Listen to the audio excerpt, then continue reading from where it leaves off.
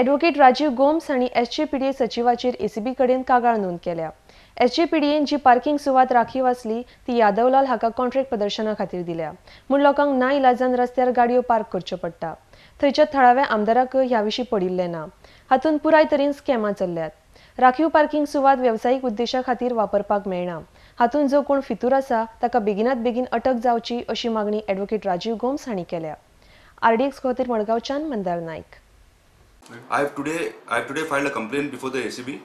It's against the member secretary of the SGPDA and other high-ranking officials of the SGPDA. You see, what happens is the area in front of OSIA complex is reserved as parking area. It is shown as such even in ODP. But in total violation of all these norms, the SGPDA has granted permission to one contractor who is one Yadavlal to raise a pendal there to host an exhibition. Now this is completely against the law. A parking area which has been reserved for parking cannot be used for commercial use.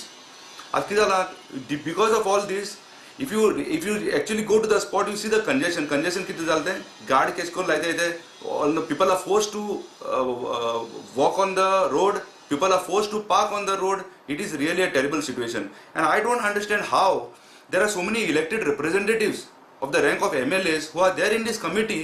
That it is that people are inconvenienced, people who want to go to theatre are inconvenienced, or whether they are not bothered at all.